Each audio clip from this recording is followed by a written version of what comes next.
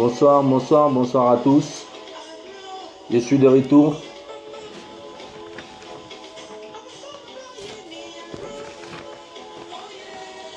Bonsoir, bonsoir, connectez-vous et partagez la vidéo s'il vous plaît. On va discuter un peu pour cette soirée. Bonsoir Simone Flore, comment tu vas Aparté? Tu as bien passé ton voyage? Salut mon frère Adjoumani. Ok, merci. Partagez, partagez, partagez.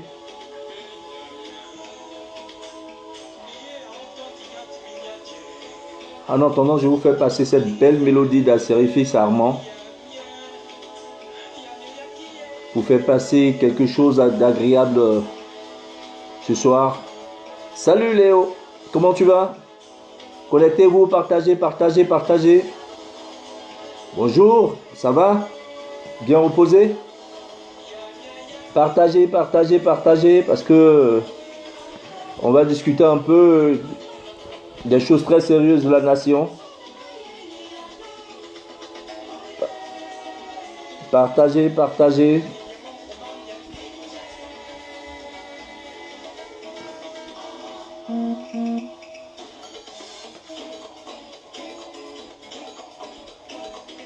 Partagez, partagez.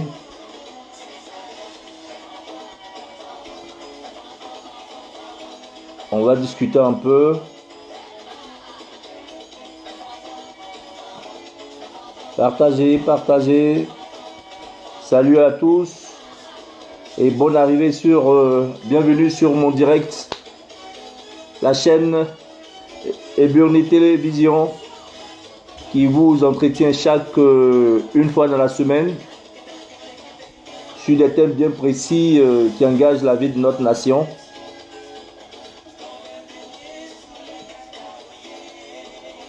Partagez, partagez.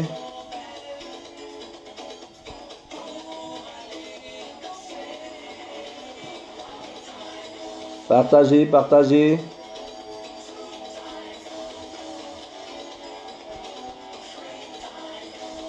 Connectez-vous, connectez-vous et partagez, invitez vos amis.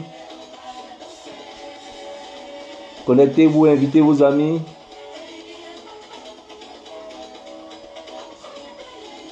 Je vais vous entretenir ce soir sur le thème que j'ai souhaité développer.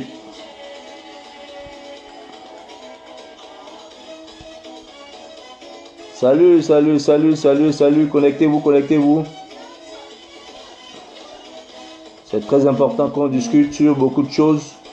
Aujourd'hui, j'ai choisi sur le thème sur la xénophobie.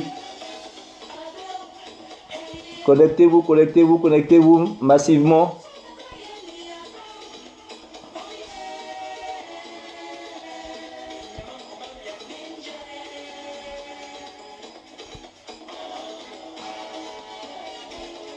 Connectez-vous, connectez-vous. Salut, salut, salut, salut. Salut à tous. Et bonne arrivée sur ma chaîne Eburni Télévision.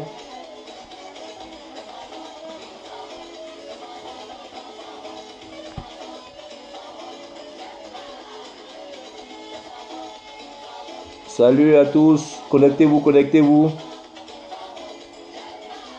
Et je vous remercie de vous connecter sur la chaîne Eburni Télévision qui va vous entretenir aujourd'hui sur le thème de la xénophobie en Côte d'Ivoire.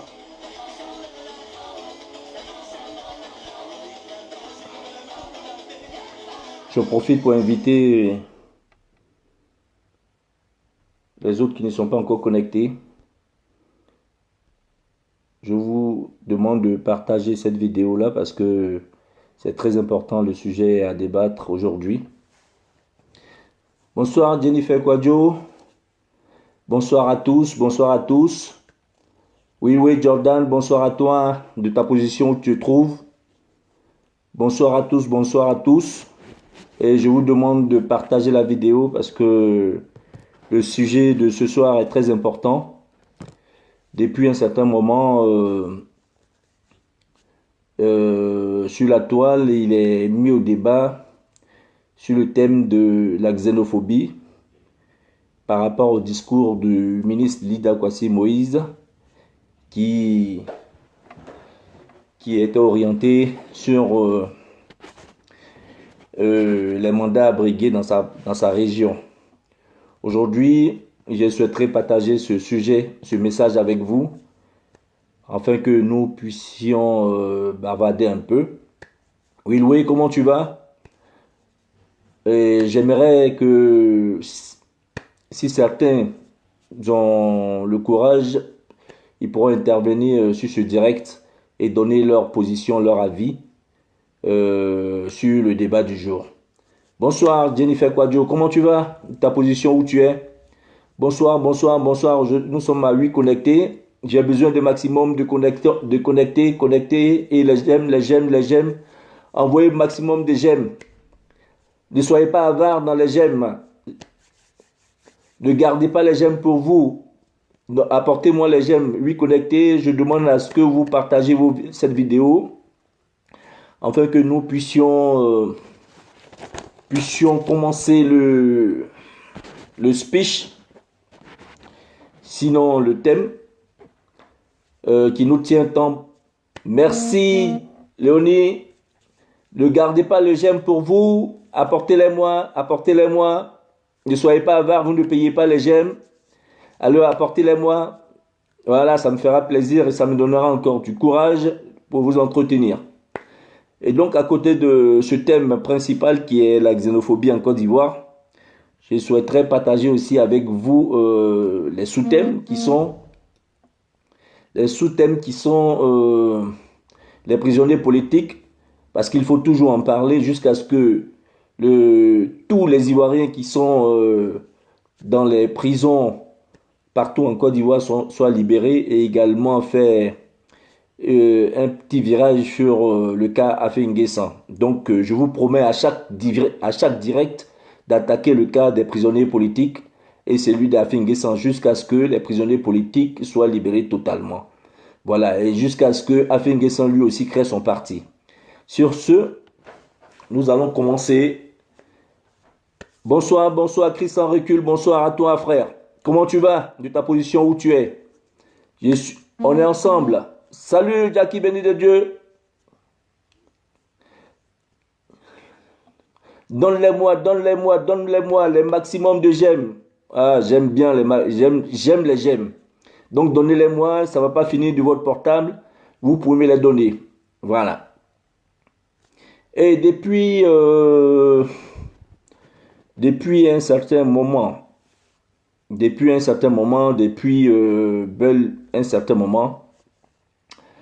le parti au pouvoir aujourd'hui, notamment le FDR que je nomme, a fait de son cheval de bataille, sinon de son programme de gouvernement sur le thème de la xénophobie.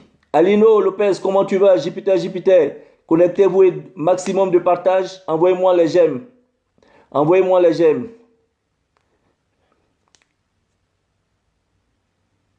Ok, il n'y a pas de souci, Christian Recul. On est ensemble, Maximum de j'aime. Chris, apporte-moi les j'aime. Ne les garde pas pour toi. Sinon, Facebook va bloquer tous vos j'aime là. Donc, je viens pour... Merci. Apportez-moi... Oh, que j'adore ces j'aime. Partagez au maximum. Partagez au maximum. Voilà, nous sommes à 12 connectés. Faites monter le mercure. Faites monter le mercure. Ne gardez pas ça pour vous. Nous sommes à 11. Ok. Et donc, ce parti qui a été créé sous la frustration, de certains du PDCI, notamment principalement Jenny Kombena, pour des mésententes sur la vision que portait le PDCI en son temps, est sorti de ce parti-là pour créer avec ses amis le Rassemblement des Républicains. Le Rassemblement des Républicains qui a vu qui avait pour principal dirigeant Jenny Kombena avec ses amis, les Ben Soumaoro, paix à son âme, et plein d'autres cadres. Certains sont sortis Salut Lady Bailly, comment tu vas? Partagez, partagez, partagez, connectez-vous au maximum. Connectez-vous au maximum. Connectez-vous au maximum. Et donc, ces cadres, il y a plein qui sont sortis du RD et du moins du PDCI parce que pour d'autres, ils avaient marre de continuer à suivre le PDCI parce qu'il leur fallait un moment ou l'autre qu'ils dirigent le pays. C'était notamment Lamine Diabagaté, qui était un haut dignitaire du RDR, mais qui avait orienté en son temps, cette lutte-là dans sa région, avec ses frères. Mais bien avant, ils avaient conçu un plan diabolique.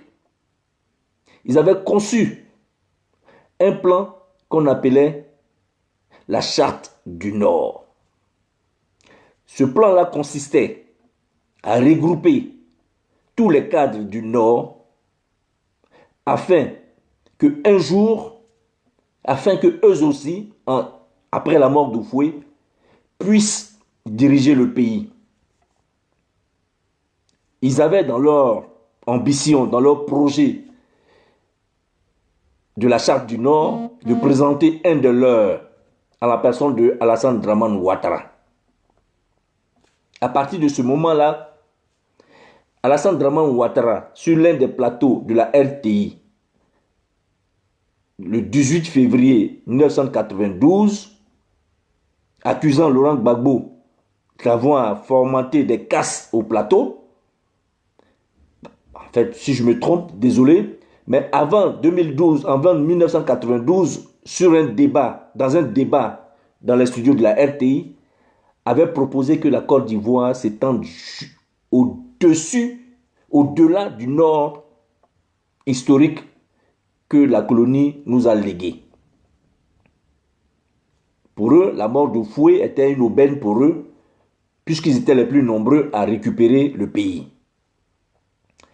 Nous avons vu, sinon la vidéo existe jusqu'à aujourd'hui, Lamine Diabagaté, dans un meeting au nord du pays, je crois à Séguéla, tenir un discours de haine, de guerrier, un discours, on va dire, de rébellion, sinon vous pouvez me prêter le mot, un discours, je veux dire, un discours guerrier, que je vais vous faire écouter tout à l'heure, disant qu'au temps d'Oufoué, les Dioula, les gens du Nord, les Malinké, se sont mis ensemble pour servir le pays. À la mort d'Oufoué, les autres ethnies n'ont pas été reconnaissants envers eux, leur groupe ethnique. Donc il est temps pour eux de prendre le pays avec tous les moyens. Avec tous les moyens. Le PDCI les traite comme des balagneri, comme des esclaves. Aujourd'hui, il est temps pour eux de dire non. Parce que eux, aujourd'hui, ils ont proposé un de leurs fils, à l'occurrence Alassane Dramane Ouattara. Aujourd'hui, le PDCI les traite de cette façon-là. Il est temps pour eux, comme leurs grands-pères ont conquis le nord du pays avec les armes, personne ne pourra les faire plier. Donc il est temps pour eux de s'affirmer par tous les moyens. Par tous les moyens. C'est en ce moment-là, ces gens qui avaient derrière la tête, en rejoignant Denis Combena, de rallier toutes les régions, leur ethnie, par solidarité, afin de conquérir le pouvoir, vont exacerber l'ethnicisme et le tribalisme en Côte d'Ivoire. Ils vont exacerber le tribalisme et l'ethnicisme en Côte d'Ivoire. À partir de là, tous ceux qui vont se sentir djoula, tous ceux qui vont se sentir musulmans, les gens intellectuels, hein, même les intellectuels, les Gonkoulibaly et plein d'autres, il y avait même des dirigeants, des cadres du FPI, parce parce que se sont sentis solidaires de la cause, du combat que leur proposaient les hauts dignitaires du RDR, se sont ralliés au RDR. Se sont ralliés au RDR. Pas par vision politique, pas par idéologie, mais par simple solidarité ethnique. À partir de là, nous allons voir des hauts cadres du FPI rejoindre le RDR. À partir de là. Et donc, le travail va se faire. Le travail va se faire à telle enseigne que même les dignes fils du Nord, qui résistaient à ces propositions démoniaques de division de la Côte d'Ivoire, devaient passer au trépas. Les enfants du Nord qui avaient épousé la cause de cette politique de sécession, de séparation, de division proposée par le RDR, vont commencer à agresser leurs propres frères qui n'étaient pas d'accord pour cette proposition, parce que ce genre de politique divise toujours. Bonjour Ange Cadet Isabelle, comment tu vas? Partagez pour ceux qui viennent de se connecter, partagez au maximum. Ils vont proposer cette haine. Ils vont même faire entrer cette haine dans les mosquées. Ils vont faire pénétrer cette haine de division dans les mosquées. Au départ, quand nous dénoncions cette politique silencieuse qui se menait dans les mosquées, les gens trouvaient que on traquait les musulmans. Aujourd'hui, l'histoire nous donne raison. Quand un guide spirituel, un haut dignitaire de l'islam en Côte d'Ivoire, à la personne de Boakari Fofana, accompagne le président de la République dans son pèlerinage comme un guide spirituel à la Mecque, jusqu'à ce qu'ils reviennent tout ensemble, comme pour confondre l'islam, comme pour confondre cette religion-là, si noble, qui prône la paix, au parti RDR. Vous allez comprendre. Aujourd'hui, ce qui arrive à la Côte d'Ivoire, ça a été dessiné, ça a été exécuté de fond en comble, et par des guides religieux, et par des chefs, les chefs de village, et par certains cadres du RDR. Du coup, ils vont aller vers la population analphabète. La population analphabète. La population des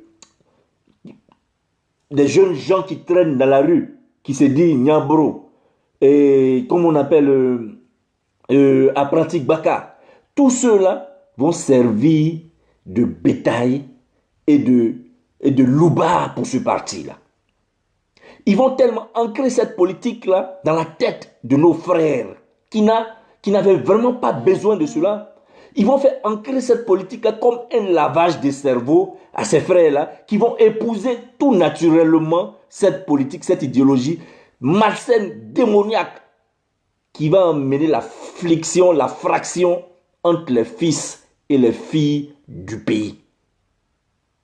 Alors, au-delà de ces jeunes-là, ils vont déporter leur politique divisionniste, sécessionniste au-delà des frontières de la Côte d'Ivoire, en sollicitant certains qui n'avaient rien compris dans le combat que le RDR menait à la Côte d'Ivoire, de rejoindre ce parti-là tout naturellement.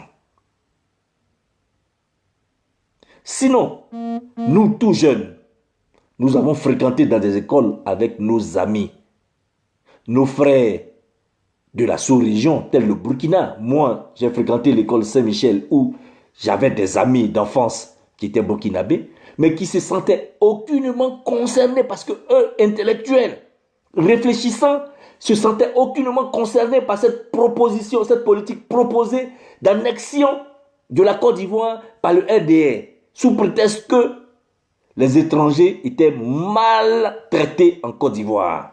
Chose qui était faux. Puisque, avant nous, nos grands-parents ont vécu avec des étrangers et dans nos villages et dans nos campagnes. N'est-ce pas, dans les régions du sud, qu'on peut trouver les Djoulabougou? N'est-ce pas, à Daloa, qu'on peut trouver Djoulakro ou Djoulabougou? N'est-ce pas, à Gagnoa? N'est-ce pas, à Bidjan, qu'on peut trouver Bromakoté? N'est-ce pas, dans les villes du sud, que nous pouvons trouver Djoulabougou? Et combien sont les villages dans le nord qui pourront trouver Taïrague, Hondague, ou Gagnoa, ou Papekou, ou Konakro, ou Didier Vi? Combien sont ces personnes-là? Nous ne pourrons pas compter parce que c'était du mensonge déguisé. La finalité, c'était de prendre le pouvoir à tous les prix. C'était de prendre le pouvoir à tous les prix. Sinon, comment comprendre que tout petit, peut-être même que nous n'étions même pas encore nés, lors des premiers gouvernements de Houphouët-Boigny, si tellement la Côte d'Ivoire est xénophobe, si tellement la Côte d'Ivoire rejette les étrangers, si tellement la Côte d'Ivoire est l'étranger, comment comprendre, lors des premiers gouvernements, la Côte d'Ivoire, dirigée par Félix Houphouët-Boigny, avait pour ministre Mamadou Diarra, ministre du Plan. Souleymane Sissoko, ministre des Postes et Télécommunications. Aboulaye Sawadogo, ministre de l'Agriculture.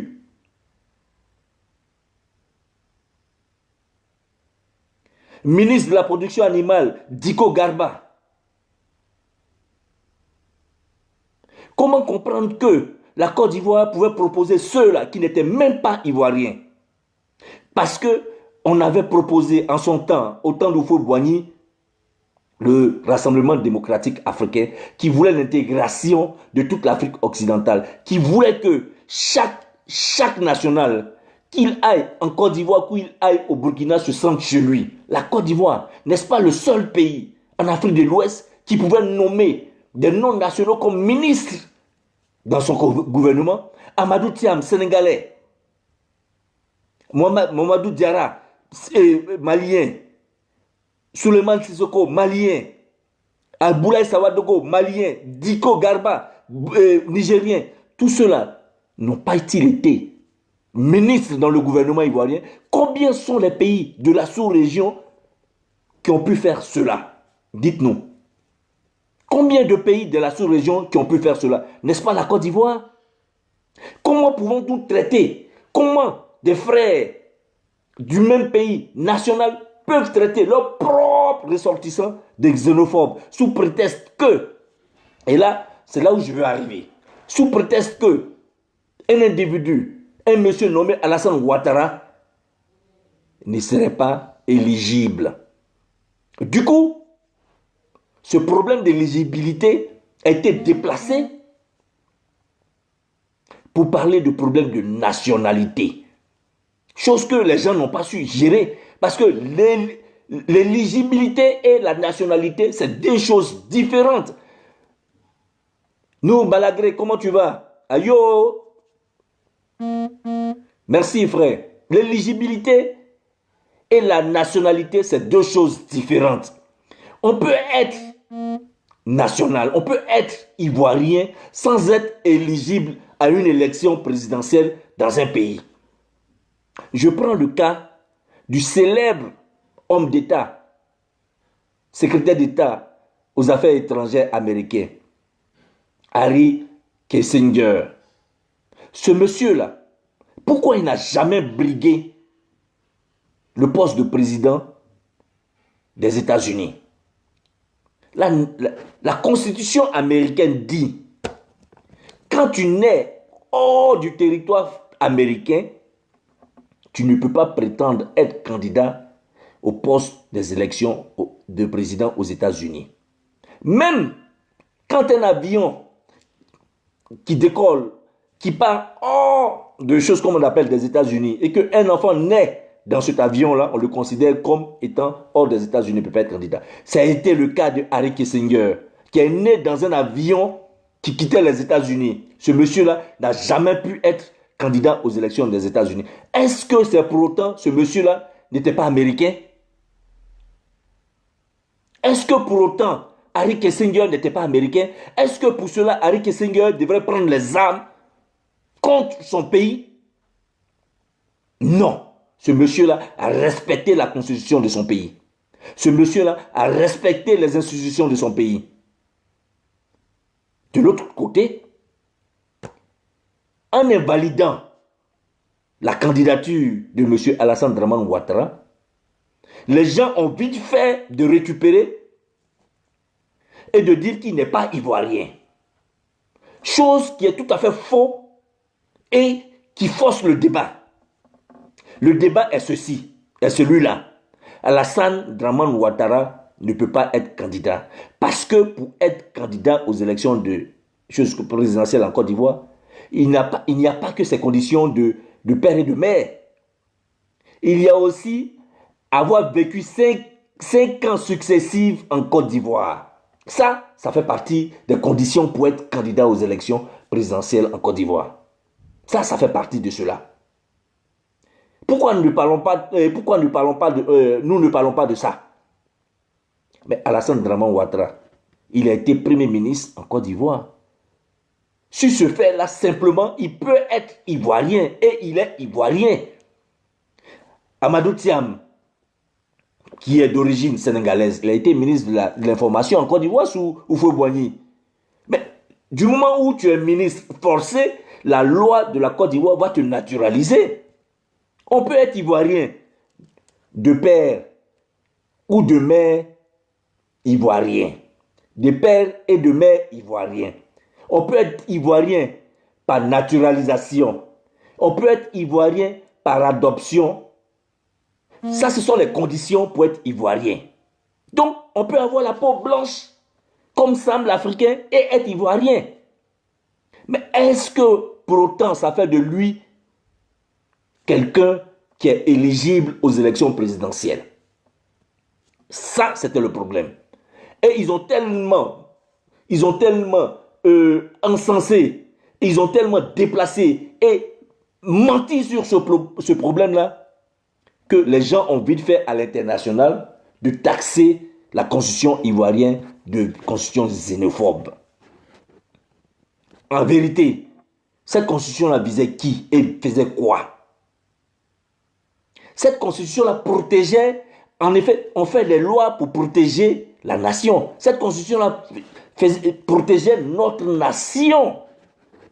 La vérité, cette constitution-là protégeait notre nation parce que l'exemple du Pérou avec Alberto Fujimori, qui était le président du Pérou, ce monsieur-là, ayant fait des détournements graves, il s'est fait destituer par la Cour suprême du Pérou et chose comme on appelle, a voulu être arrêté. Alberto Fujimori a fui et il allait se réfugier au Japon comme quoi qu'il était japonais. Et ça fait cas de jurisprudence. Alors, les constituants ivoiriens ont dit, pour être éligible au poste de président de la République, il faut être de père et de mère ivoirien. Pour se sentir concerné par la vie politique et sociale de la Côte d'Ivoire. Pour se sentir concerné par la Côte d'Ivoire. On ne cherche pas quelqu'un qui va être président aujourd'hui et quand il y a un problème, il devient autre chose. En vérité, c'était là c'était là qui permettait de choses comme on appelle sécuriser notre pays. Mais ça ne faisait pas de tel individu un sous-ivoirien ou un moins ivoirien que l'autre. Ils ont déplacé le problème de la nationalité au problème de l'éligibilité. Donc, qu'est-ce qu'on veut nous faire croire? Qu'à n'importe même pour postuler au poste de fonction et de choses comme on appelle la fonction publique, il y a des conditions qu'il faut remplir. Il y a des conditions qu'il faut remplir. Il faut être ivoirien. Mais au-delà, il faut avoir moins de 40 ans. Au plus de 40 ans, tu ne peux plus entrer en fonction publique en Côte d'Ivoire. Ou dans quel pays où il n'y a pas de conditionnalité pour briguer un poste électoral? Dans quel pays? Ça n'existe nulle part. effectivement, il est mort au Sénégal. Parce que après sa retraite, il est retourné dans son pays. Et là-bas qu'il est mort, il a amassé toute sa fortune et il est parti.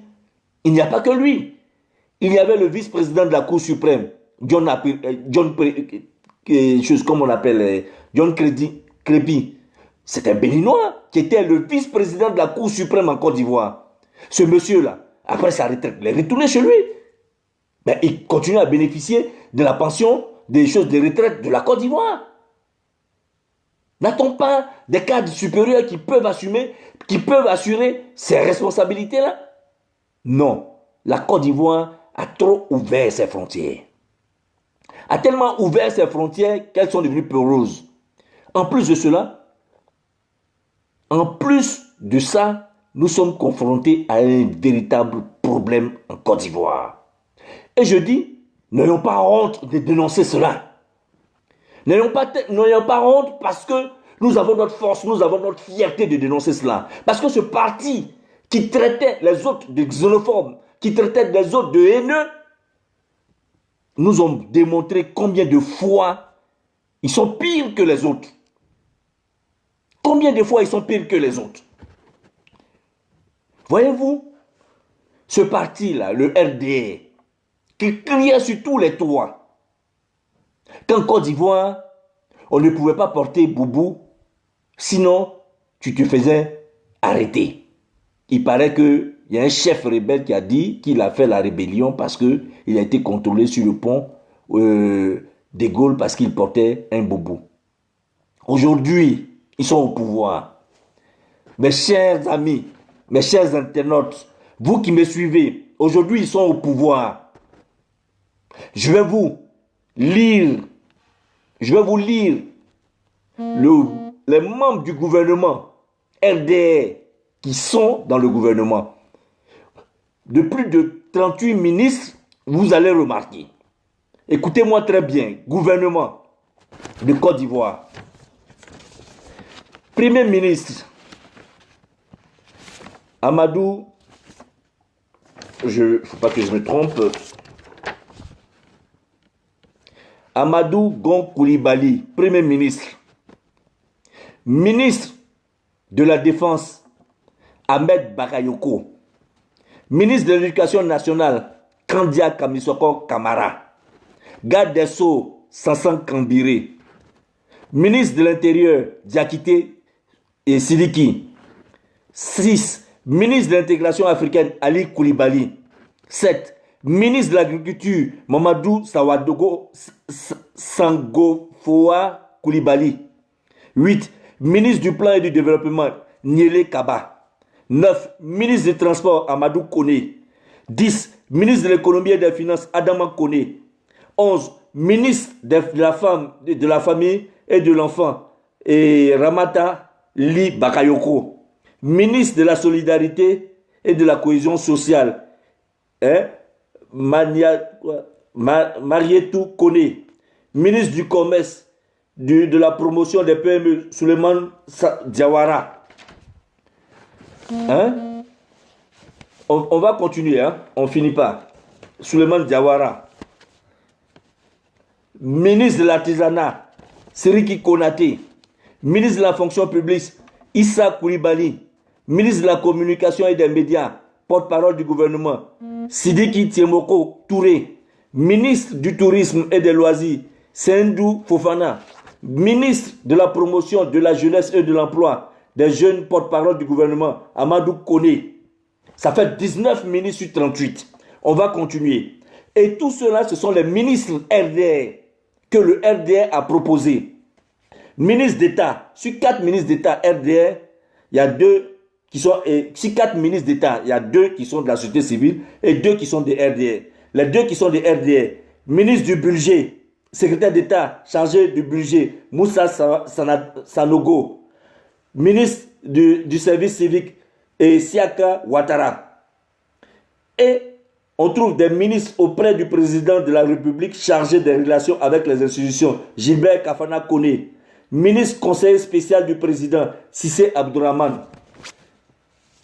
Voyez-vous, sur tous ces ministres-là, ceux qui ne sont pas Djoula, qui ne sont pas du Nord, là, il y a Marcel Tano, Abina Kwaku, Pascal Anne Ouleto, Raymond Gadou et Maurice Badama. Ils sont 5.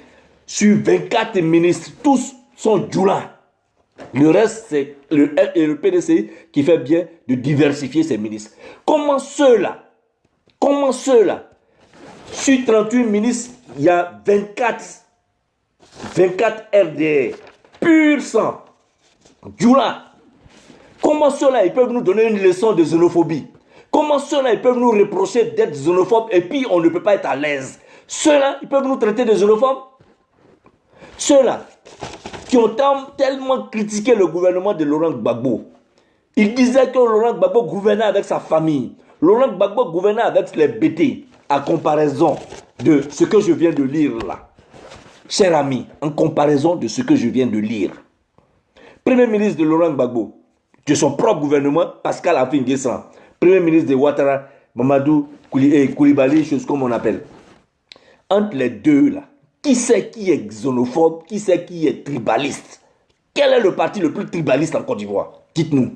Ce sont ceux-là qui vont nous faire la leçon?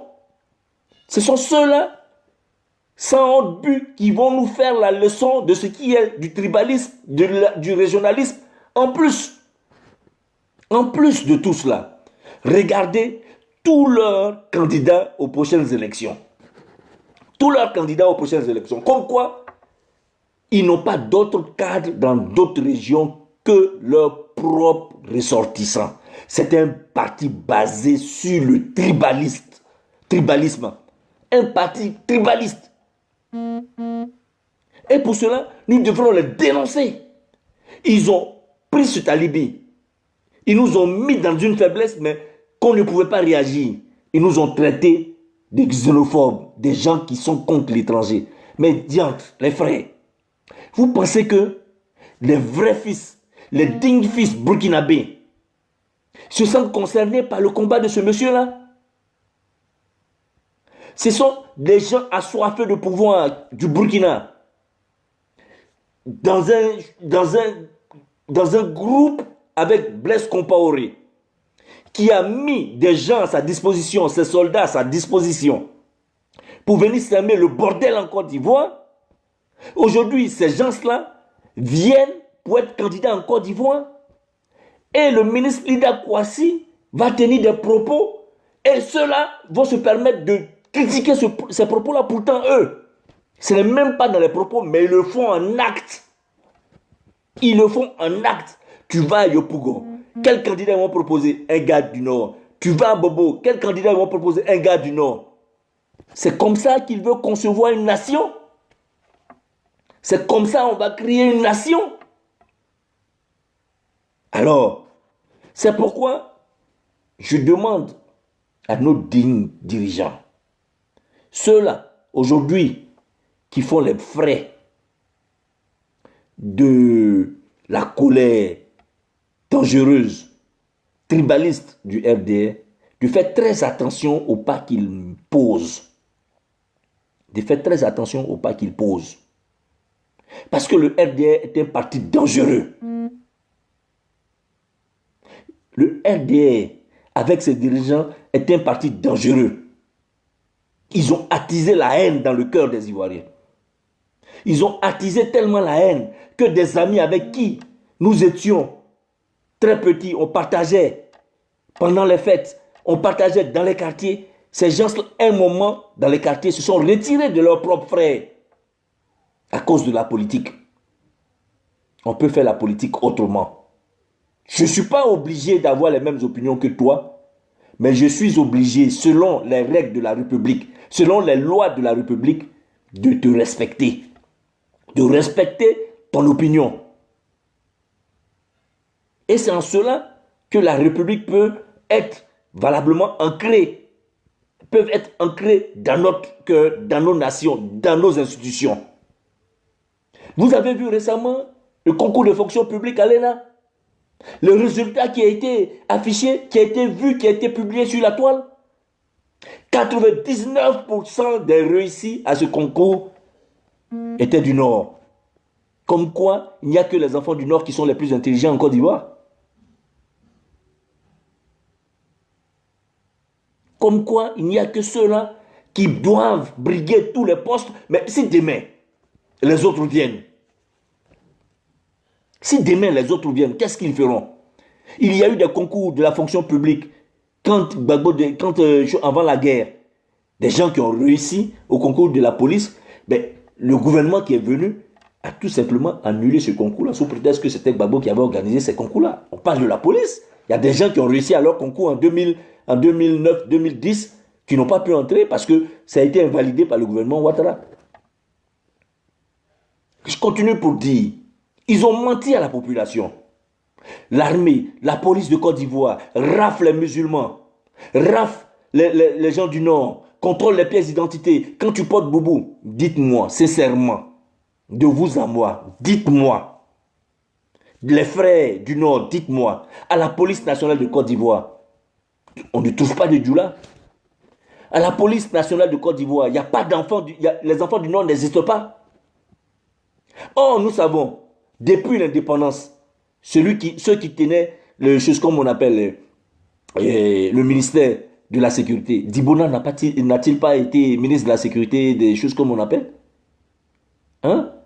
Les Wassana Kone, tous ceux-là, les gens de Katiola, il y a une année, ils étaient remplis dans la police. Comment vous pouvez dire, dans une police qui est multiculturelle, qui est multiethnique, où on pouvait trouver du Béti, du Djoula, du Baoulé, du Guéré, du Wabé, de tout, on accusait cette police-là d'être une police xénophobe, qui contrôlait les gens par faciès. Et il s'est trouvé qu'un individu, pour justifier sa sale rébellion, a osé écrire dans un livre qu'il a été contrôlé parce qu'il portait un boubou. Or, ce dernier-là, ce qu'il ne dit pas, en 2000, il a été colistier d'Henriette Diabagaté à Port-Boué. Il a été colistier aux élections législatives d'Henriette Diabagaté avec Henriette Diabagaté à Port-Boué. Est-ce qu'ils ont invalidé sa candidature parce qu'il s'appelait Soro Guillaume? Pourquoi les gens ont-ils menti, prétester le mensonge pour diviser les enfants du pays? Aujourd'hui, vous allez à l'ouest, dans la forêt de Montpéco, des gens qui se sont imposés aux autochtones, occupant les forêts, occupant les plantations, occupant leur village. Aujourd'hui, la plupart, la majorité des gens de ces régions-là sont en exil. Quand ils vont entrer, où resteront-ils? Chez qui resteront-ils? Où ils iront? Dans leur village? Là où Amadé, Oremi et choses comme on appelle son armée a occupé le champ de choses comme on appelle la forêt du Mont Péco. On nous a dit que ceux-là auraient été déguerpis de la forêt du Mont Péco. C'est pas vrai. Ce n'est pas vrai. Ils y sont jusqu'à aujourd'hui. Vous allez à Boaké. Vous allez à Boaké. Dans les maisons, jusqu'à aujourd'hui, il y a des gens qui habitent dans les maisons qui ne leur appartiennent pas. Qui habitent dans les maisons qui ne leur appartiennent pas. Comment vous pouvez comprendre des élections présidentielles aux choses comme on appelle au Mali, des candidats viennent en Côte d'Ivoire et vous allez à Boaké, tout Boaké sort pour accueillir, pour aller voter aux élections, les choses comme on appelle présidentielles du Burkina et de Mali. Et cette même population, qu'il s'agit des élections en Côte d'Ivoire, ces mêmes gens-là viennent y participer et ça là, on ne doit rien dire. Et cela, on ne doit rien dire quand on doit parler. Tu es xénophobe? Mais non, la Côte d'Ivoire ne doit pas être traitée ainsi. La Côte d'Ivoire ne peut pas marcher ainsi. La Côte d'Ivoire ne doit plus marcher ainsi. Il faut dire la vérité. La vérité, ce n'est pas aller contre nos amis, nos frères de la CEDEAO. La vérité, c'est de protéger la Côte d'Ivoire. Le dire, c'est être xénophobe.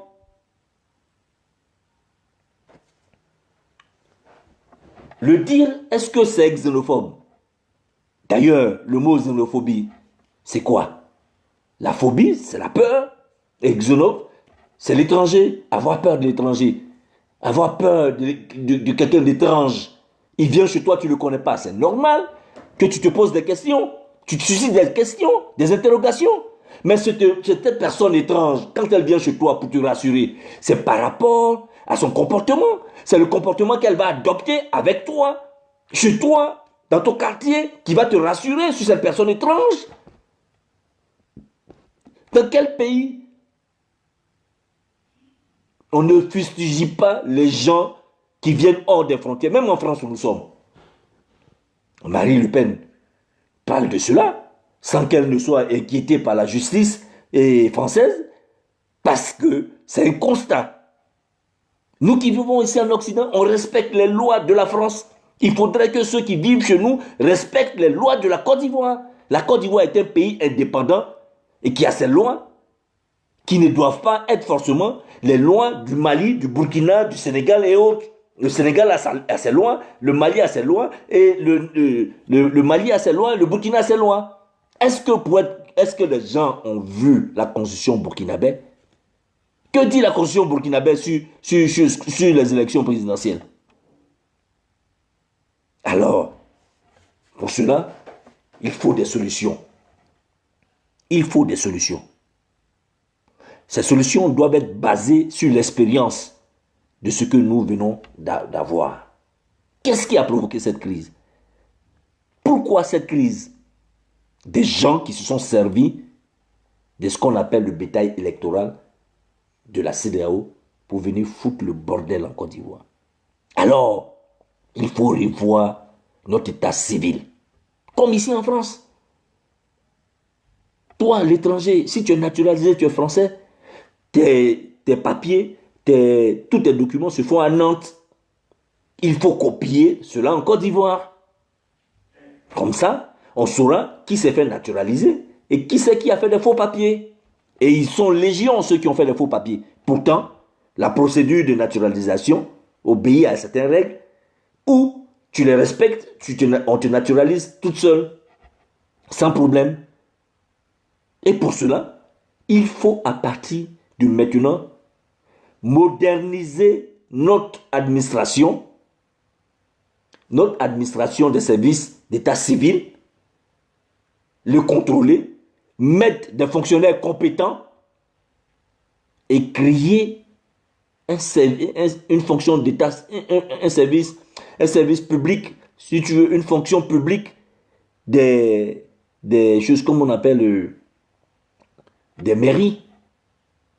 Pour que si moi je suis à Abidjan, si je suis né à Boaké, je peux d'Abidjan, via chose comme on appelle l'outil informatique, faire mon extrait de naissance.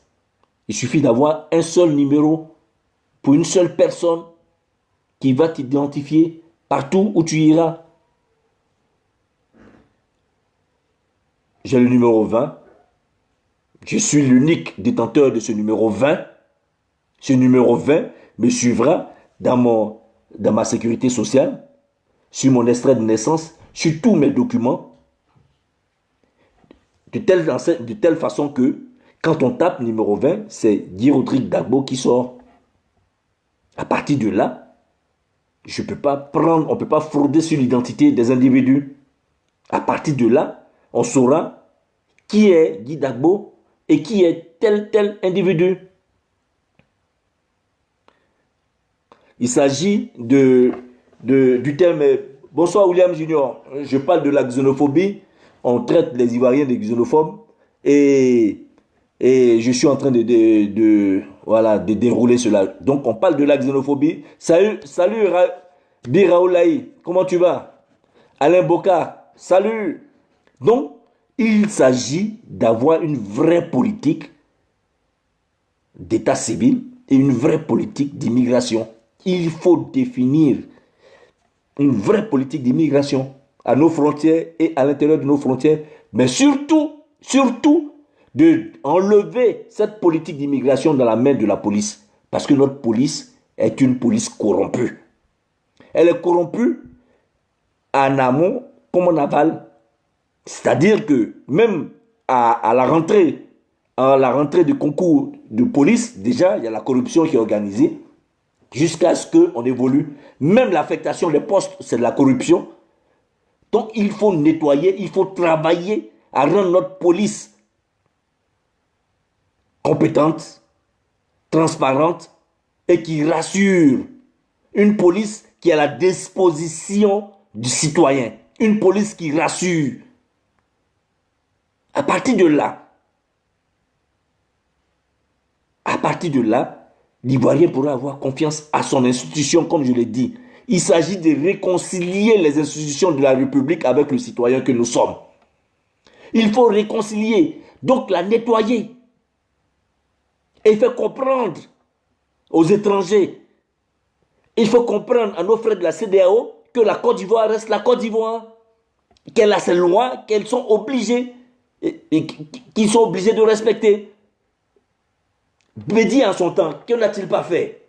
A pris un décret naturalisant, en son temps, 95 ou 96, naturalisant un village entier à Boisfleur, on appelle Garango. Chose qui n'a jamais été faite, tellement la communication sur l'identité, sur la xénophobie était forte. Le monsieur, Poutin l'a fait, il a naturalisé, ça ne s'est jamais fait.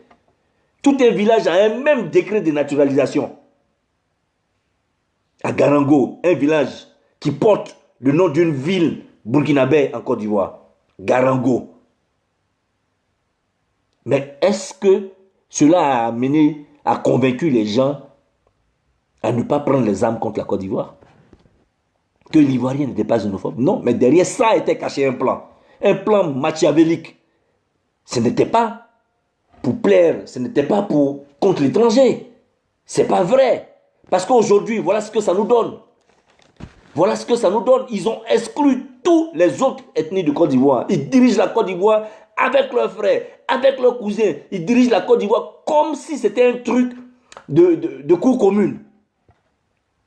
Et qu'au cours de la fonction publique, les noms sont versés. Même les directeurs des institutions de la République, les chefs d'état-major, et choses comme on appelle Sékou Touré, Ouattao, Manchentou et tout. Quelle est cette république bananière? Quelle est cette république bananière? Et quand on parle, on dit non, faut pas faire ça, faut pas faire ça. Mais non, la Côte d'Ivoire ne doit plus être comme ça, ne doit plus être gérée ainsi. Il faut que nous sortions de ces préjugés. Parce que moi, je ne suis pas xénophobe. Je n'ai pas peur. J'ai eu des amis en enfance qui étaient burkinabés. Je ne suis pas xénophobe. Et je ne crois pas un seul instant qu'un Ivoirien soit xénophobe. Nos lois étaient claires. Pour être candidat aux élections présidentielles, il faut être des pères et des mères eux-mêmes ivoiriens. Ils ont dit que c'est Gbagbo qui a exacerbé chose ça. Mais Gbagbo, son fils, Michel Gbagbo, sa mère n'est pas-elle française? Est-ce que Michel Gbagbo a pris les armes pour ça? Est-ce que Michel Gbagbo a pris les armes parce que sa maman est française? On dit, un pays fait des lois pour régler une situation du moment. À partir de là, on a constaté beaucoup de choses. Des gens sont venus, ils sont partis comme ils sont venus. À partir de là, il faut préserver quand même la fonction du président de la République. Ce n'est pas n'importe qui le président de la République.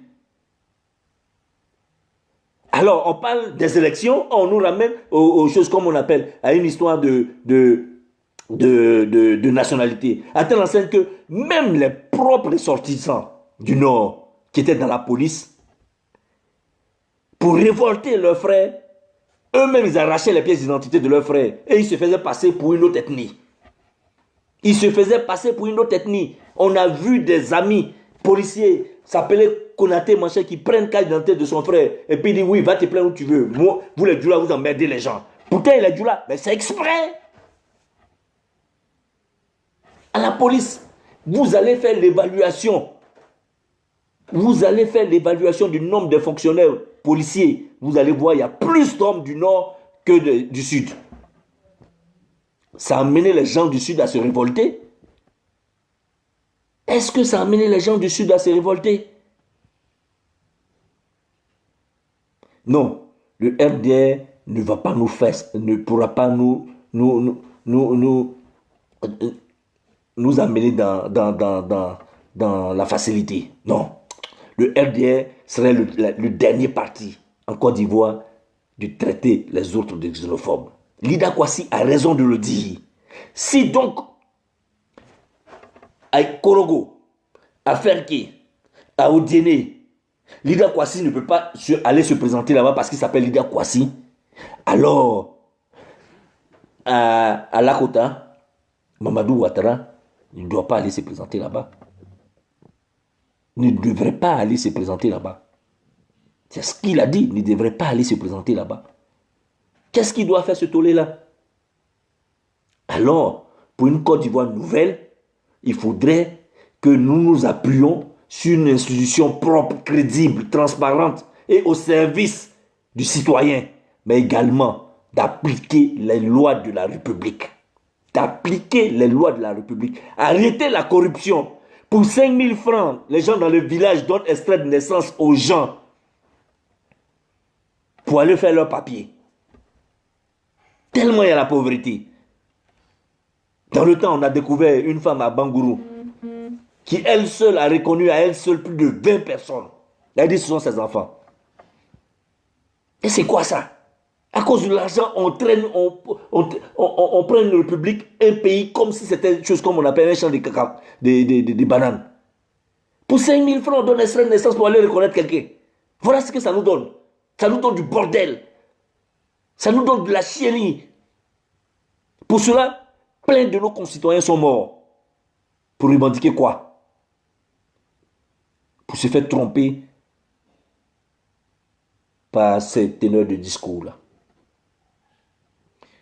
Donc, chers camarades, chers amis qui me suivaient pour ce direct, voici ce que j'ai voulu déballer.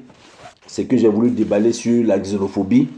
Et je pense que je vous ai permis, chez vous, d'avoir à réagir. Et pour ceux qui voudraient intervenir, ils pourront le faire. Je te jure, mon cas quoi? Pour 5 000 même c'est petit. 5 000 même c'est beaucoup. Pour 500 francs, tellement il y a la pauvreté. Ils n'ont aucun programme pour améliorer la vie du citoyen. Tellement les gens sont dans la pauvreté que pour 1000 francs, pour 500 francs, ils bradent la nationalité ivoirienne. Des gens qui ne vont même pas à la justice pour demander leur naturalisation, ils prennent un extrait, un papier pour faire des faux copies. Demain, on verra Moussa et Sawadogo, ou bien chose comme on appelle, va devenir Konan Yobwe, ou bien il va devenir Koudou, machin que et tout. Simplement parce que le cousin, ou bien le frère, dans chose comme on appelle, dans le champ de plantation, lui a permis d'avoir un extrait de naissance, et comme ça il devient ivoirien. Il devient ivoirien. Il faut qu'on arrête ça. Il faut qu'on arrête ça. Il faut qu'on arrête ça. À partir de là, quand chacun de nous prendra conscience, alors tous, nous allons protéger notre mère patrie de la Côte d'Ivoire. Il faut que la Côte d'Ivoire soit protégée par nous tous. C'est notre devoir. C'est notre devoir. Notre hospitalité ne doit pas nous entraîner à être cons. Notre hospitalité ne doit pas nous entraîner à être une chose comme on appelle des Ivoiriens, des gens qui ne voient rien. Notre hospitalité ne doit pas nous amener à être cons. Excusez-moi de ce mot-là, mais c'est ça. Notre hospitalité doit nous amener à savoir protéger notre pays. On n'a pas dit que notre pays est en train de... Mais effectivement, il faut faire très attention. Donc, je finis par ici et j'attaque directement sur les prisonniers politiques. Chers amis, j'ai été vraiment l'une des personnes les plus heureuses quand j'ai entendu dire que par le chef de l'État qu'il a pris un décret pour libérer les prisonniers, mais il y a eu un gros pincement de cœur. En même temps, je me suis posé la question, mais est-ce que les gens y réfléchissent un peu? On demande à 800 prisonniers de la crise post-électorale d'être sortis des prisons. Et on dit que certains militaires ne sont pas concernés parce qu'ils auront commis des crises et des crimes de sang. Moi, je pose une question tout bête. Le militaire, il a la disposition de qui? Le militaire, il a la disposition des civils. Le militaire obéit à l'autorité politique et civile.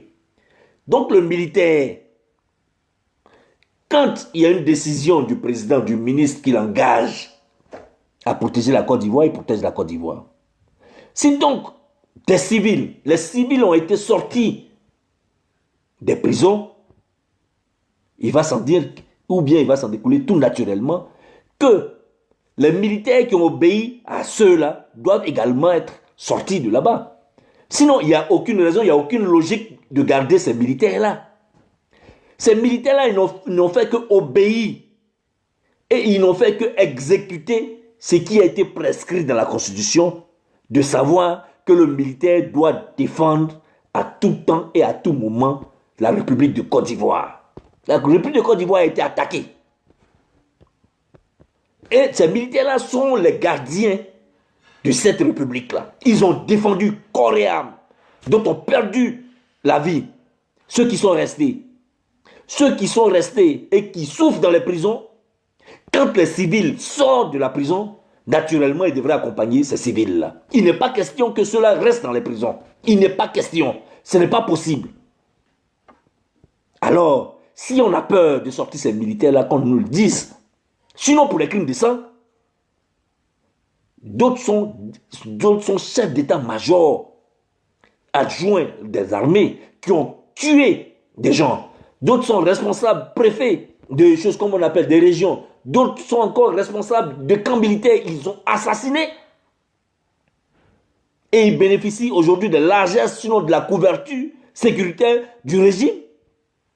Et c'est ceux-là qui ont combattu le beau combat, qui ont mené le beau combat, qui sont gardés dans les geôles et on accuse de crime de sang. C'est quoi un crime de sang? C'est d'avoir tué, c'est d'avoir versé le sang. Si ces militaires-là, les civils avaient dit que ne combattaient pas, naturellement, ils n'allaient pas combattre. On a dit, Pascal Affi-N'Guessan aujourd'hui qui a toutes les libertés de parler, de sortir, de venir, de faire des va-et-vient, n'importe comment. Ce monsieur-là s'est arrêté sur la place de la République, micro en main et demandant aux militaires de défendre la République. Ces gens-là ont obéi. Ils ont obéi aux civils qui leur donnaient l'ordre de défendre la Côte d'Ivoire. Ils ont été formés avec les moyens de l'État. Ils ont été formés avec les impôts. Ils ont été formés avec le contribuable ivoirien pour défendre la nation ivoirienne. Et la Côte d'Ivoire a été attaquée, ils ont défendu naturellement. C'est ça leur rôle régalien. Défendre les institutions de la République en tout le temps et en tout lieu.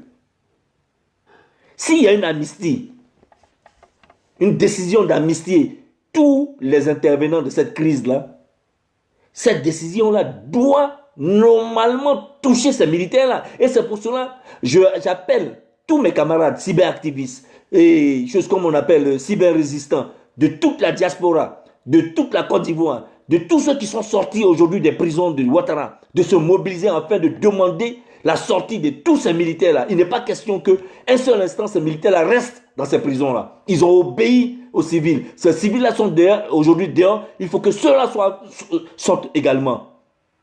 Il faut que ceux-là sortent. Ils recouvrent la liberté. Ce sont des Ivoiriens comme les autres. Il y a eu des civils qui ont commis des meurtres, notamment à Bobo. Ils étaient sûrs, c'était sûr de tout le monde. On a des vidéos pour cela. Mais jamais ceux-là n'ont été inquiétés. Mais des militaires portant des tenues légalement, des hautes autorités militaires, nos institutions, les garants de nos institutions, aujourd'hui sont bloqués dans les prisons, les accusant de crimes de sang. Ce n'est pas possible. Il faudrait que nous nous mobilisons. Je demande aujourd'hui que les militaires soient libérés. Et ça, cela doit être notre leitmotiv. Cela doit être notre combat. Cela doit être notre combat. On doit se mobiliser pour demander leur liberté, leur libération. Oui, les civils sont sortis, nous sommes contents. Au moins la nation est sortie, nous sommes contents, nous applaudissons des deux mains. Mais nous demandons que tous les fils et les filles de Côte d'Ivoire sortent de ces prisons-là. Tous ceux qui sont liés, tous ceux qui font la prison, qui sont en prison, et choses comme on appelle l'emprisonnement est lié à la crise post-électorale doivent sortir. Ils doivent sortir, notamment Toboblé, le cas Fossigno, notamment choses comme on appelle, qui d'autre encore, plein de noms comme ça. Il faut que cela sorte. Véritablement, si nous voulons la réconciliation, il faut que cela sorte. L'État de Côte d'Ivoire les recueille. L'État de Côte d'Ivoire discute avec eux. L'État de Côte d'Ivoire les remet dans l'armée. Et leur demande s'ils veulent retourner dans l'armée. S'ils ne veulent pas, on leur donne leur pension de retraite. S'ils veulent, ils retournent. Ceux-là, ils ont prôné la défense des institutions de la République de la Côte d'Ivoire. Ces institutions-là continuent de demeurer. Ils seront toujours là pour protéger les institutions. Quel que soit l'individu qui sera président, que ce soit Ouattara, que ce soit Bédié, que ce soit Gbagbo, que ce soit n'importe qui, ces militaires-là continueront de défendre les institutions de la Côte d'Ivoire. Il faut qu'ils sortent de là. Et j'appelle incessamment, tout de suite, aujourd'hui, la libération de tous ces militaires-là, et choses comme on appelle des prisons de Côte d'Ivoire. Il faudrait que cette loi d'amnistie soit cohérente avec l'esprit du président de la République. Il vient de la Mecque. Je crois qu'il allait demander pardon à Dieu. Il dit qu'il allait prier pour la Côte d'Ivoire et pour les Ivoiriens. Je crois que dans sa prière, il devrait aussi demander à Dieu d'absoudre les péchés de tout le monde, mais aussi de faire sortir, lui donner la foi, la force de faire sortir tous les enfants de la Côte d'Ivoire qui sont liés à la crise post-électorale. Les militaires et les gendarmes. Il reste 150 détenus politiques. Aussi, il faudrait que nous attirons l'attention de nos responsables politiques et qu'ils se dépêchent en sorte que les 125 détenus politiques qui sont dans les prisons puissent être rapidement sortis. Quand on voit son frère à côté, son ami à côté en train de sortir de prison, que toujours on est maintenu en prison, psychologiquement, on peut prendre un coup. Psychologiquement, on prend un coup et on peut vite partir. C'est pour cela que j'interpelle Michel Gbagbo, j'interpelle madame la fille de Douati, je les interpelle tous ici, de vraiment rapidement, très rapidement, se pencher sur ce dossier afin que tous ces prisonniers-là puissent sortir très très rapidement et rejoindre leur famille. Il le faut, parce que cela, il va aussi de l'avenir de ces personnes-là. Parce que vous et moi, nous sommes en prison ensemble, je vous vois sortir de la prison, psychologiquement, je peux prendre un coup. Donc il faut que ces personnes-là sortent très rapidement. Merci Marie Yapo pour m'avoir rappelé les 125 détenus politiques. Merci encore une autre fois. Merci encore pour le travail que tu as bas pour les prisonniers politiques.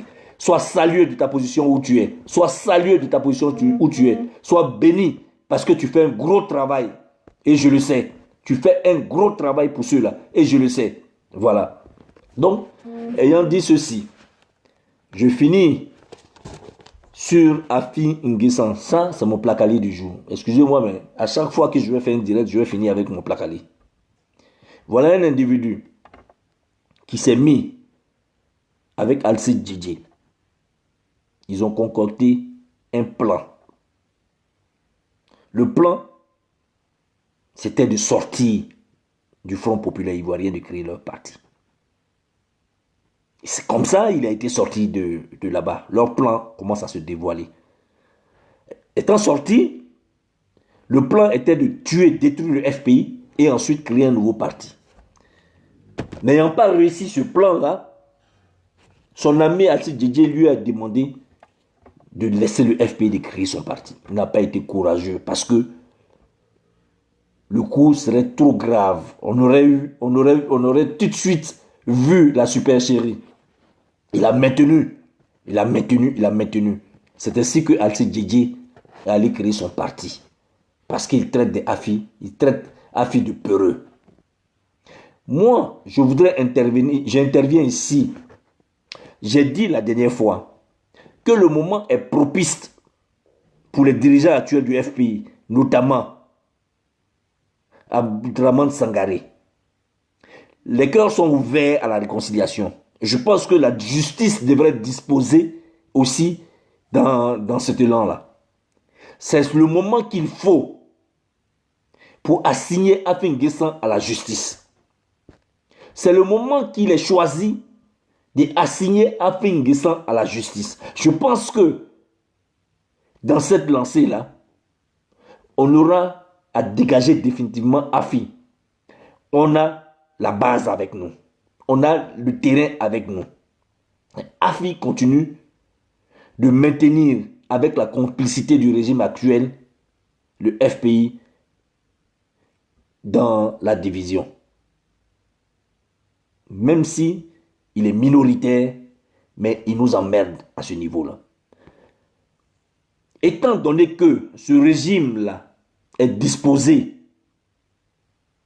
puisqu'ils ont posé un pas qui est de libérer les prisonniers politiques et de reformuler la CEI, nous pensons que l'aubaine est choisie maintenant pour assigner Afi N'Guessan à la justice.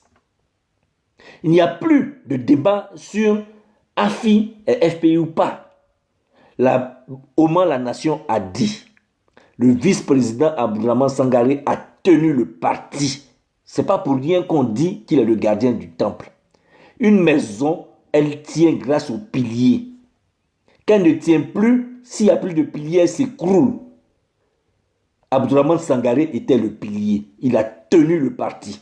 Aujourd'hui que la maison FPI a tenu, il lui faut tout ses prérogatives. Son journal, son logo, même son existence internationale. Et pour cela, le FPI doit très rapidement déposer un recours au tribunal, puisque c'est ce tribunal qui avait annulé le congrès du FPI. Recours au tribunal, afin que cette question-là revienne et qu'elle soit jugée dans le fond. Dans le fond, c'est sur les règlements et les statuts du parti que le conflit sera jugé. Parce que la première fois, le jugement donné par la justice ne répondait sur aucune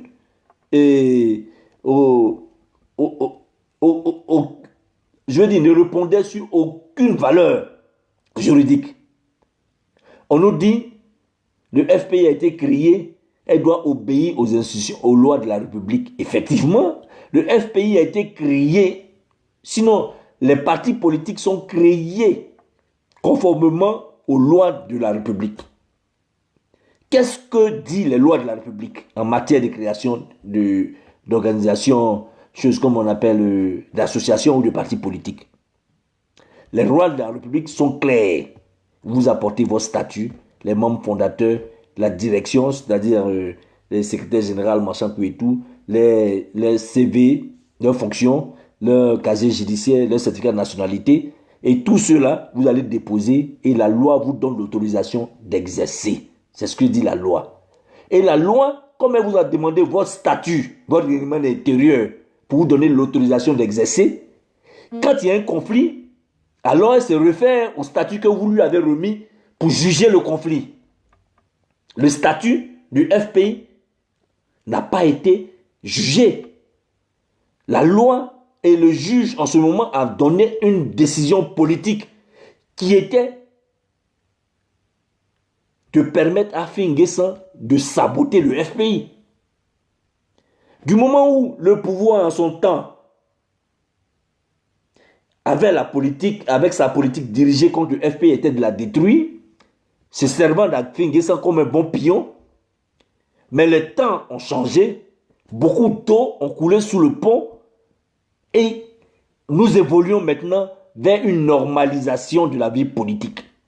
Étant donné que nous évoluons vers cette normalisation-là, alors les dirigeants du parti, avec en tête son service juridique, doivent profiter d'ores et déjà maintenant à assigner Afi à la justice, afin que ce conflit-là puisse être jugé selon les statuts et règlements intérieurs du parti.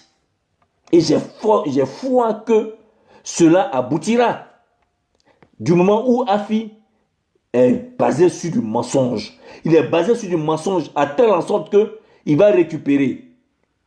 Il va récupérer un vagabond des parlements qu'on appelle Achille Yaoré pour venir salir Abdourahmane Sangaré qu'il ne connaît même pas. Achille Yaoré ne fait aucunement partie des instances de notre parti.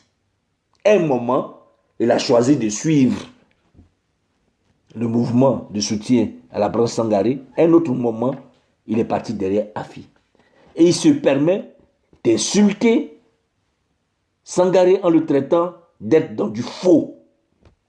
Et même sorti des fallacieux documents disant qu'il y a eu un complot. Mais pour enlever Afi N'Guessan, est-ce qu'on a besoin de faire un complot? Les gens lui auraient dit que si Gbagbo s'en va, il va partir. Mais pour cela, c'est clair, Afi ne faisait plus le travail du FPI. Afi ne faisait plus le travail du FPI. Depuis Marcoussi, nous savions tous que la primature était appelée Petit Bongouanou. Mais c'est parce que nous n'osions pas parler qu'on se taisait. On savait ce qu'il faisait à la primature. Heureusement qu'autour de lui était entouré de personnes compétentes, telles Père son âme Boumboabré, tel Père son âme et Bougadoudou, Désiré Tagro. Ce sont ces personnes compétentes-là, autour de lui, qui avaient mis en marche le programme de la refondation. Sinon, on voyait Afi dans son balbutiement, quand il parlait, il n'avait même pas d'assurance. Et il a été imposé par Sangaré. Pas imposé, mais proposé par Sangaré. Si, à la sortie de sa prison, il veut imposer ses idées, chose qui n'est pas mauvaise, mais selon nos tests, la politique du parti est toujours sortie lors d'un débat. C'est dans les débats que nous proposons et quand nous ne nous entendons pas, nous allons au vote. Afi a été mis en minorité lors d'un vote. Il n'a jamais respecté mettre la décision du parti en application. À partir de là, un président de parti qui ne peut pas adopter, qui ne peut pas appliquer les décisions de son parti, il est dans du faux. Et il continue d'être dans du faux parce que tous ceux qui vont le rejoindre après, que ce soit Gossio qui était au Maroc, que ce soit Alain Dogou qui était au Ghana, tous ceux-là, quand ils vont rentrer, ils vont nous dire tous ceux qui sont entrés, qu'à un moment donné, ils ne voyaient plus leur famille, donc ils vont se mettre à la disposition de leur famille. Bizarrement, tous ont rejoint Afi N'Guessan. Que ce soit KB, tous ceux-là ont rejoint Afi N'Guessan. Nous savions le deal qui se tramait entre Afi et le pouvoir. Donc pour rentrer en Côte d'Ivoire, il fallait absolument composer avec Afi. Tu rentrais sans être égratigné. La preuve en est que quand Assoadou et le ministre Hubert Oulaï sont entrés d'exil et qu'ils se sont mis à la disposition du parti et qu'ils ont freiné les bêtises de Afi, tout de suite on les a arrêtés, on les a mis en prison. Tout de suite on les a arrêtés, on les a mis en prison. Qu'ils nient, qu'ils ne nient pas. Mais l'histoire est un témoignage. Ces personnes-là sont venues, ils ont soutenu la candidature de Laurent Gbagbo en 2014. Et on les a mis en prison sur les fallacieux prétextes qu'ils ont fait de la rébellion. On les a jugés, on les a libérés sans que le motif de leur arrestation ne soit évoqué. La preuve en est. Sam l'Africain, qui était un farouche défenseur de Afi N'Guessan, de la sortie de son retour de la haie, qu'est-ce qu'il ne disait pas? Quel injure ne proférait pas à Michel Gbagbo? La première dame est sortie, s'est agenouée, humblement pour demander pardon. Mais nous n'allons pas commenter cela. Mais simplement nous disons que si Afi veut aller à une perte totale d'hommes politiques, qu'il aille tout doucement dans la nuit demander pardon aux uns aux autres. Parce qu'il a trop fait de mal. Pourquoi les gens disent ils réussissent à pardonner tout le monde sauf Afi? Mais Afi, il a trop profité, on lui a trop fait de largesse. Et c'était un enfant du parti. Quand Afi revient de prison, il ne doit pas se comporter comme ça. Il ne doit pas traiter le nom de Gbagbo comme cela. Il ne doit pas traiter les militants qui ne sont pas d'accord avec lui de cette façon-là, en Côte d'Ivoire, au FPI. Mais nous sommes un parti démocratique basé sur des valeurs de groupe. C'est pourquoi les courants sont permis au FPI. C'est-à-dire que nous avons des pensées différentes, nous sommes dans un front. Les courants sont permis, donc nous sommes obligés de coopérer, d'être avec des gens qui ne sont pas d'accord avec nos idées. Du moment où un courant passe, c'est ce courant que tout le monde suit. Mais Afi, tu es venu avec chose comme on appelle une politique de prison. Les gens disent qu'ils n'en veulent pas, ils t'ont mis en minorité. Mais diantre, suis les prescriptions, les tests du parti. Pourquoi tu veux faire comprendre aux gens que tout doit se passer autour de toi? Comme tu prétends, ton heure est arrivée. Mais nous sommes dans une grave crise. Nous ne parlons pas d'heure de personne. Nous parlons du parti et des Ivoiriens. Tu vas te présenter aux élections, sachant bien qu'il y a plus de 30 000 Ivoiriens, plus de 50 000 Ivoiriens qui sont hors de Côte d'Ivoire, qui vivent sous les tentes. Et à cause de nous, ces personnes-là sont restées, chose comme on appelle, sont réfugiées dans ces pays-là. Parce qu'ils ont défendu le président Laurent Gbagbo, ils ont défendu Afin Guessan. Tu ne te soucies pas de leur état à ta sortie de prison, de faire comment on va les faire revenir au pays, comment ils vont regagner leur village, leur domicile. Mais tout ton problème, c'est d'être candidat aux élections présidentielles. Mais tu ne peux pas prospérer sur la tête. Tu ne peux pas faire prospérer tes ambitions sur la tête des Ivoiriens. Ton programme doit correspondre aux aspirations des Ivoiriens. Tu dois donner confiance aux Ivoiriens. Mais tu ne dégages aucune confiance. Ton visage est un visage de traître. Jamais tu es sorti des prisons, tu n'es allé saluer les Ivoiriens hors des frontières. Tout ce que tu as pu faire, c'est d'aller tourner en France pour expliquer pourquoi tu veux être candidat.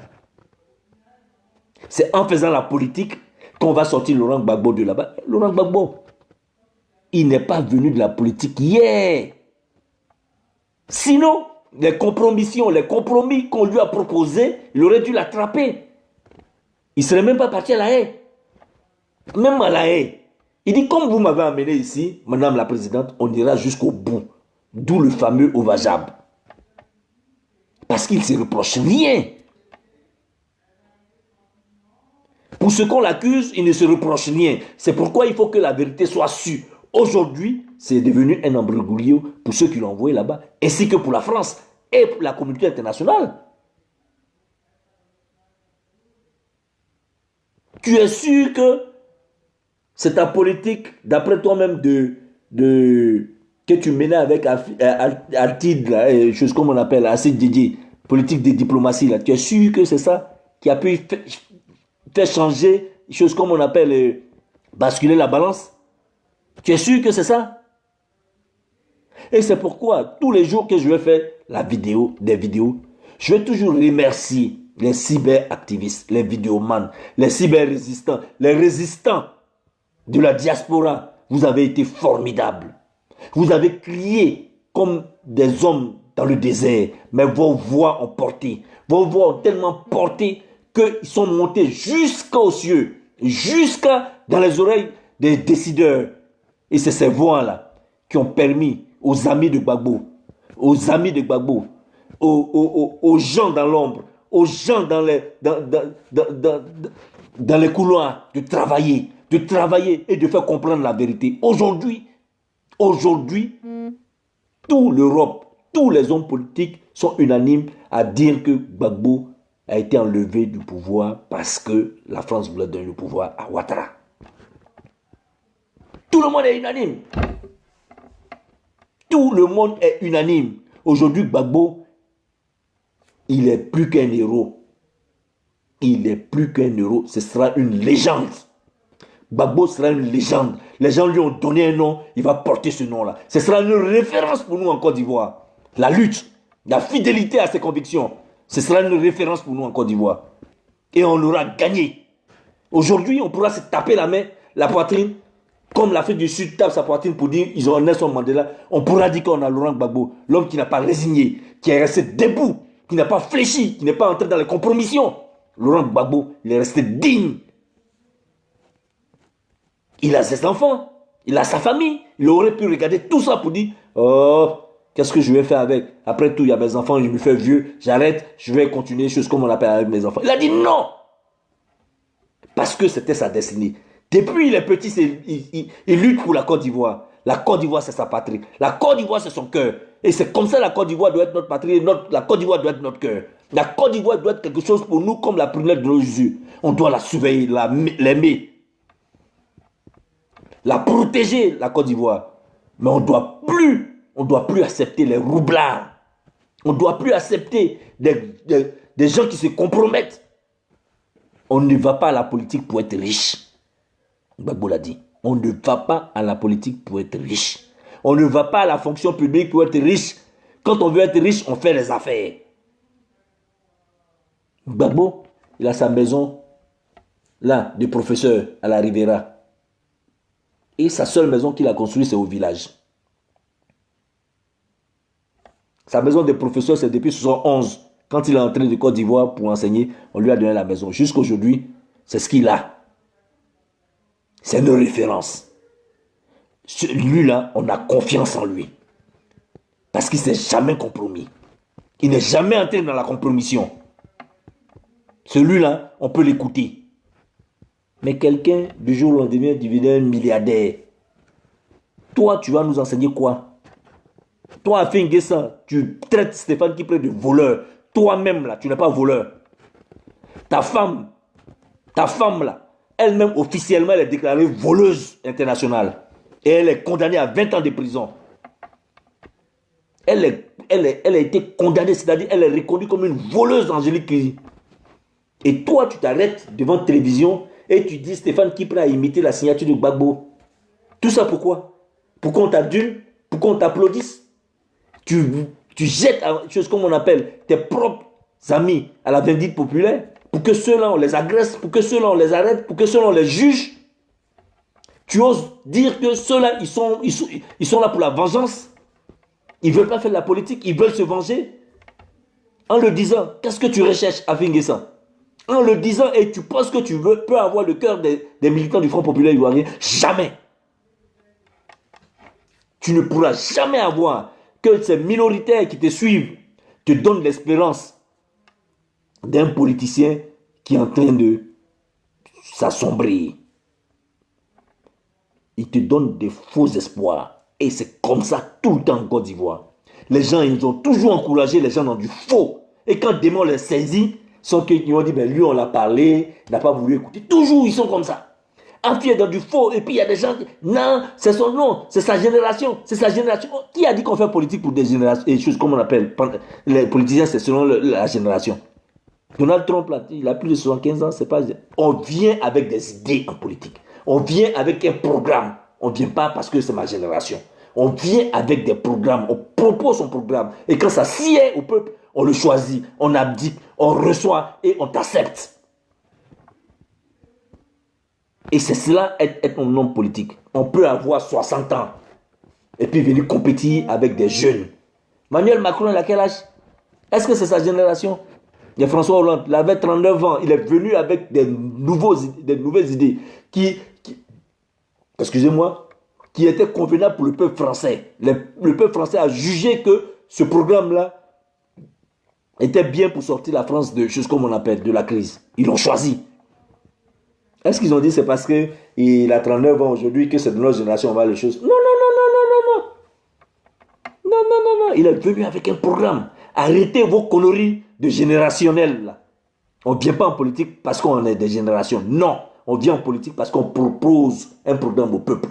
C'est ce programme-là qui donne confiance, qui est ce programme-là qui donne l'espérance, une vision pour une Côte d'Ivoire, pour un pays que tu veux diriger. On dit ce programme-là, il est bien.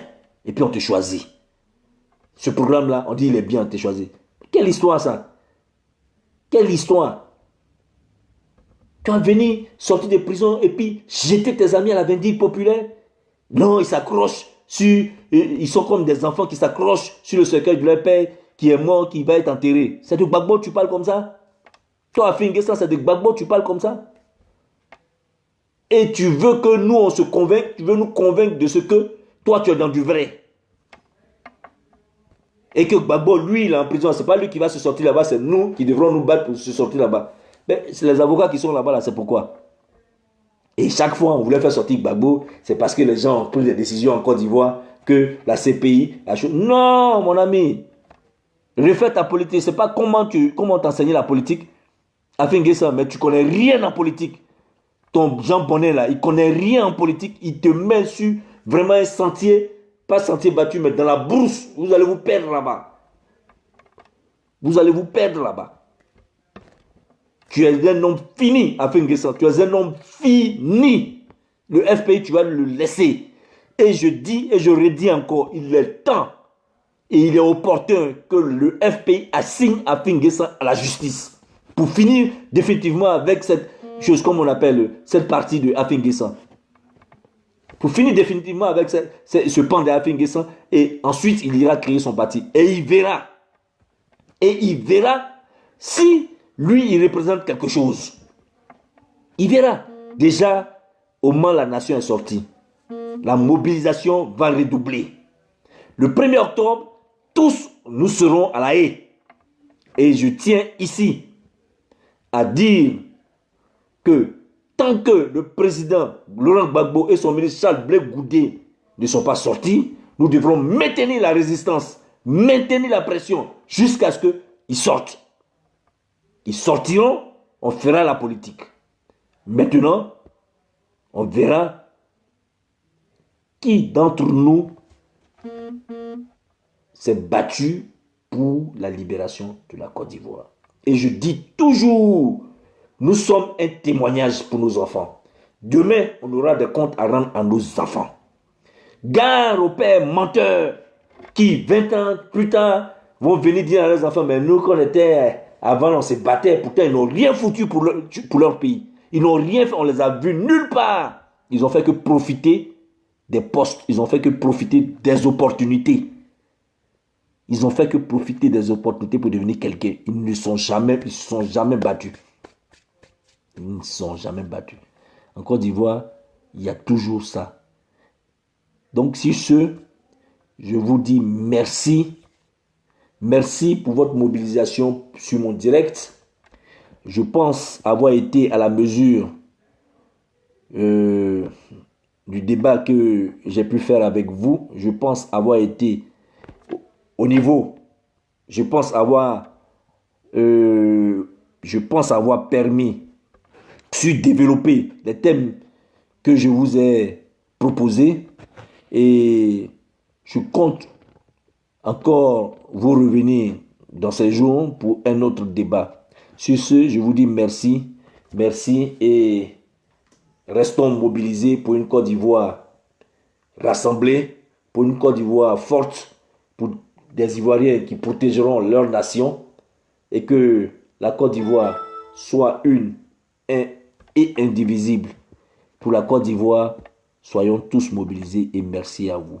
Bonne soirée chez vous et que Dieu vous bénisse.